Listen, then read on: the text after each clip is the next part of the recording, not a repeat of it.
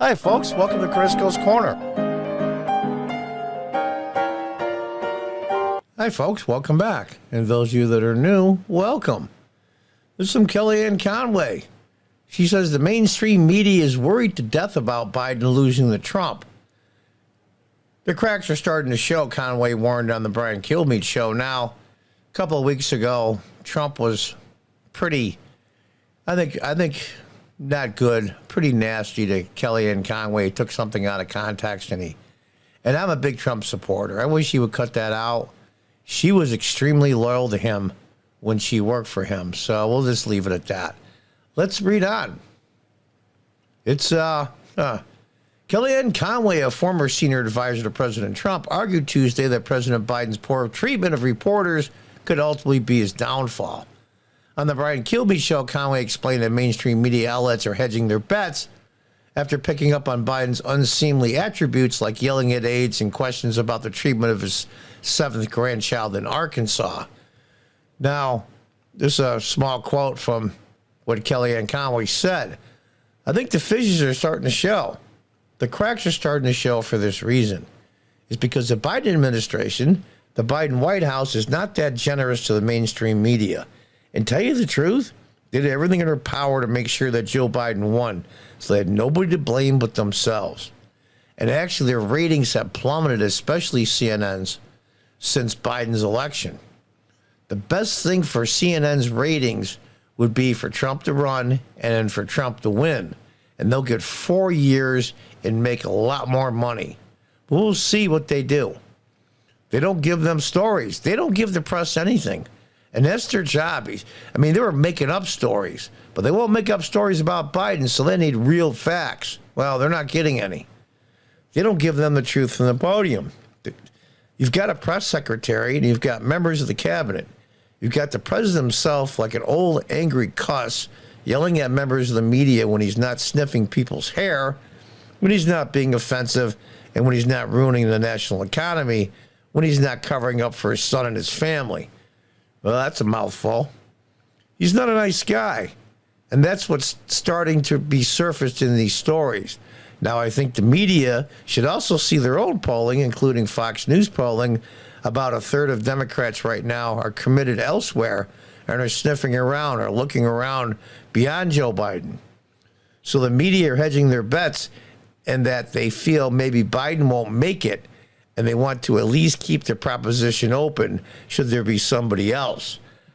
He's not going to be the candidate next year. I'm telling you right now. He will say he's not going to run, and he'll use his health, the future of the country. It's better for everybody, and here is going to be the candidate right here, Gavin Newsom. It's all they have. The other one is going to probably jump in that's got a legitimate chance, at least at the primary, is Hakeem Jeffries, who's the minority leader in the House of Representatives. But that's just my opinion. We'll have to see.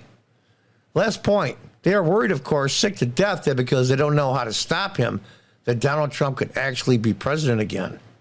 I don't think all these legal issues, yeah, there's some problems. And he's spending a lot of money that he could have spent on his campaign for his legal issues. But we'll have to see. I don't think it's hurting President Trump any. And there's a little sliver of the media who's thinking, I don't want to be in the bad side of that. I want to be in the bad side of that for so long, being they were.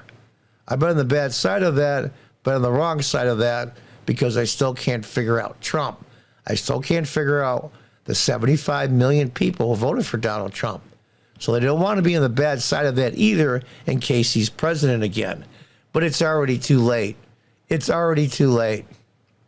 Americans are deeply skeptical of President Biden's ability to handle the economy going into the 2024 re-election campaign, according to a new poll. The poll from the Associated Press and the National Opinion Research Center at the University of Chicago, not exactly a right-wing think tank, found that Biden has just 33% approval when it comes to economic issues. And Americans are similarly skeptical of his ability to handle guns and immigration at just 31% for both issues. Now, of course, they say they don't approve his handling of guns because they want to get rid of them.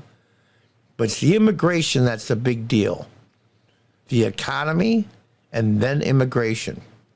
being able to buy things, food, quality food, good place to live, your own house, a vehicle, things for your children and your spouse or girlfriend or boyfriend, whatever the reason is. You're not able to purchase these things and make their life better. You're just not. Meanwhile, President's overall approval rating is sitting at 40% according to the poll, which was released Monday. The figure marks a rise compared to earlier this year when Biden faced numbers as low as 36.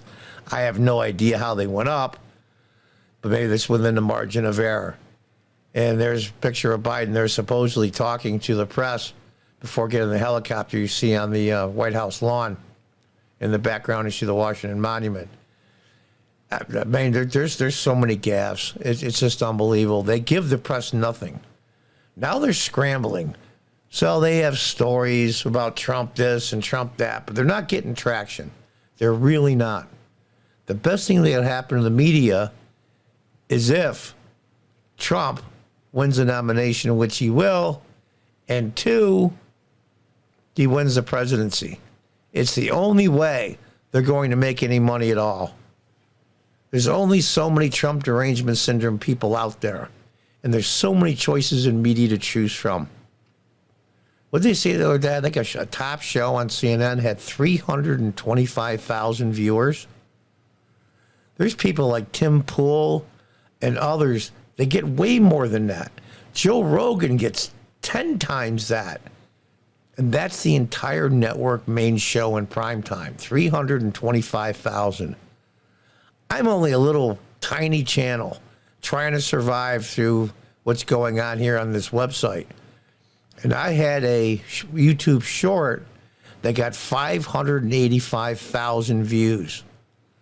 That's over 500,000 more than a primetime show for CNN. And I'm a very tiny fish in a very big ocean. The best thing that could happen to them if Donald Trump wins the nomination and then he wins the presidency and they got 4 years to make as much money as they can. But this Trump derangement syndrome tactic is wearing thin. I'm afraid they're going to get Trump fatigue, and that will turn against President Trump, but we'll have to see. But they're struggling because they're in a death spiral. The mainstream media has been pretty much put out of business by the internet, and at the same time, they're own shooting themselves in the foot. You put those two things together, and they're the dinosaurs. And the asteroid is coming. Until the next time, goodbye, God bless, and good luck.